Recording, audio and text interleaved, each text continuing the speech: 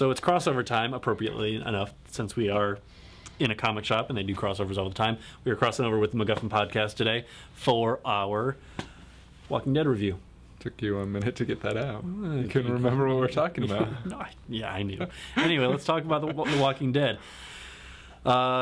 I saw it last night. You saw it last night. I did see it last night. How'd you like it? So did Pete. Zombie Pete back there? Well, I think the first thing you gotta say is, no matter what we thought of it, it was a massive hit. I think it was the most successful show AMC's ever had. Yeah. So by like exponentially bigger than anything else. I can assume as long as they have not a very significant drop off, that season 2 is already on its way. I would assume unless it just doesn't, it costs like a fortune to make, they'll continue making it. Yeah. Yeah. I mean, I liked it. I definitely, I would say I'm in the minority that didn't completely fawn like totally over it, but I liked it. I mean, it was a solid show. I actually think it's my favorite comic adaptation of all time. I think it's better than any movie, you're saying? Yeah, I think it's really solid, and it's one of those where it's, unlike Sin City where they did shot for shot remakes, they changed what needed to be changed and added characterizations. I think Sin City suffered in the first place that it wasn't as interesting, honestly. Sure, but I'm just saying that comics, sometimes comic adaptations suffer from, they want to just have a total redo of the comic, like Watchmen, and that's not what movies, TV shows. There's plenty of them that are examples of that for sure. I don't think anyone, or I mean, maybe there are some people who want it shot for shot, but it seems boring. I think for comic fans, people who already embrace the series, probably the people most likely to watch it. You don't want to just rehash everything they already have seen over and over and over again. You got to give them something fresh to look forward to. Yeah. I mean, it was well produced. I got to give it up to Frank Darabont. I wasn't worried about that at all. I mean, the guy made Shawshank Redemption, so he knows how to put together a project. What did you think of the actors? I honestly wasn't. I mean, I think they did a decent job, but I don't think any of them like completely blew me away. You even look at another show on AMC, Breaking Bad. Like Bryan Cranston, just absolutely, like, he inhabits that character. And I don't think, I mean, maybe it'll change as the series goes on, but I don't think anyone just completely like blew me away as. Well, they didn't go with any name actors in this, which is they went with the guy who played, was it Shane, the cop, who was the sidekick cop? Like, he'd been in stuff. I mean, he'd been in stuff. He was in like Saved by the Bell or something. But Bryan Cranston was really well known. But for something completely different. He was known as a comedic actor, so for him to go even that far dramatic made it that much more amazing. Yeah, I mean, he's an amazing actor. But so, I think I didn't love Rick. I thought he was okay. I mean, maybe they'll evolve. That guy will get better as the show goes on. But I didn't really feel like you saw a heck of a lot of range from him yet. Yeah, well, it was obviously it was a Rick heavy episode, and it needed to be. But I think his reactions to the world he found himself in were pretty good. They're good. I mean, I think like the neighbor guy who he runs into, whose wife. That was rough. I thought he was better than Rick. Like, I mean, yeah, I think he was pretty good. And I mean, for somebody to sort of steal the scenes away from the main actor is kind of, I mean, not. I wouldn't say it's awful, but it's a little troubling. You got. I mean, the guy who's supposed to be carrying the show really needs to carry the show ultimately. So yeah, you could think about, Rick is maybe the eyes of the viewer, and so you're seeing in the comics that's not necessarily the case. But I don't know. I mean, I don't know. I'm not. I didn't think he was bad. I don't think you're saying he was bad. It's just I didn't think he was bad. I wasn't blown away by him as much as a few of the other people, I would say. I mean, the things that stood out for me, for instance, were the zombie makeup effects. I thought they looked fantastic. Like the half zombie crawling through the park, for instance, I thought was phenomenal. I don't know. My thought when that happened was, because in the comic, she's still just on the side of the road, and he just goes up and shoots her.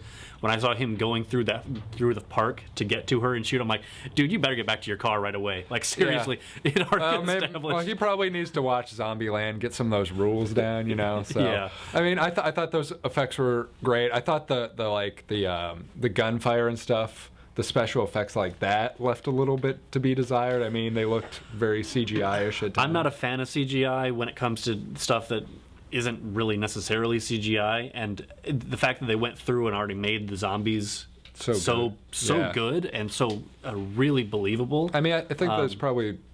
It might be the best zombie makeup I've ever seen. Like, it was really amazing. And if they have to do that for 6 to 12 episodes a season, that's impressive. Some of the CGI, let's step back. Some of the CGI was pretty good. Like, for instance, when he's riding the horse into Atlanta with all the cars on the side and stuff. Like, I thought that was cool. But that was static, and I think that's easier to do. And that's true. And again, that's something that where CGI you can't do it.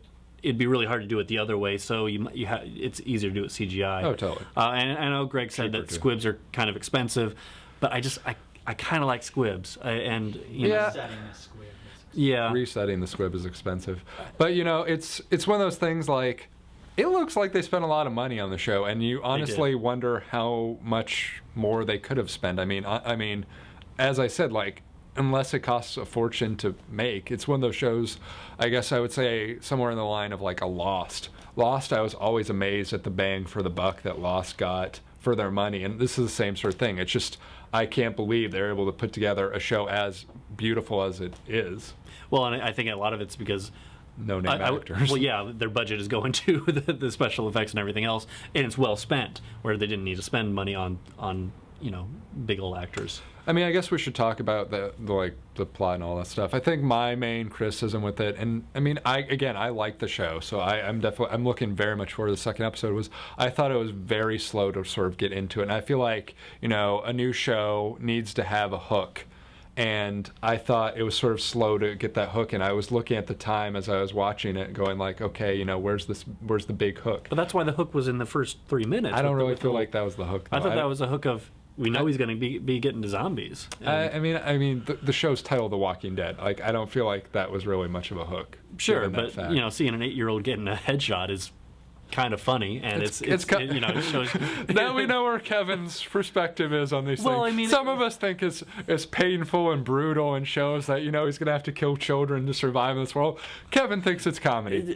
It was. This is why you don't want to let Kevin hang out with your children.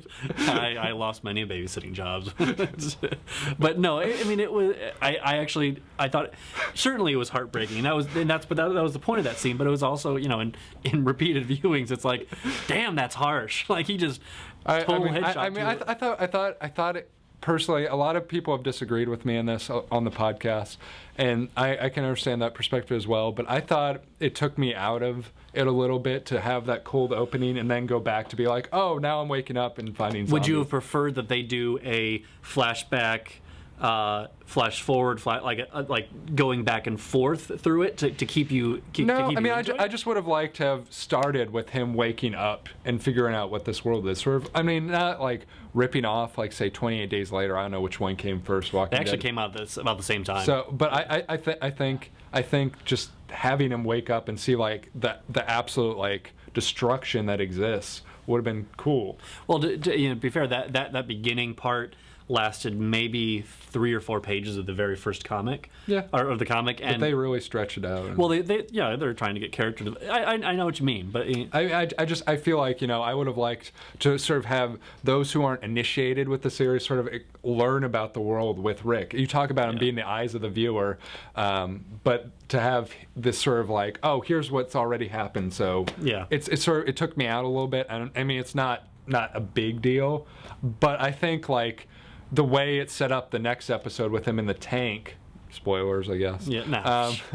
I thought that was a very good place to sort of cliffhanger it and set up the next episode, because it feels like, and when he's in Atlanta, I thought was phenomenal, where he walks around the corner and there's like 1,000 zombies. I thought that was a great effect. Yeah, the pull out at the very end was great. So let's wrap it up. We're want to make this a quick review, but.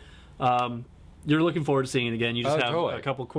It was my stuff was like smallish pacing issues, a little like curiosity about the actors going forward were more my question marks. So, what about you? I love it. I want to see it more. No criticisms? Nope. Kevin thinks it's a perfect show. Backroomcomicspodcast.com. Got anything to say? Yeah, that's where we are. Speaking of perfect shows. MacGuffin Podcast. Yeah, MacGuffinPodcast.com. That's us. That's us. Hey, Mr. Record Man, the joke's on you.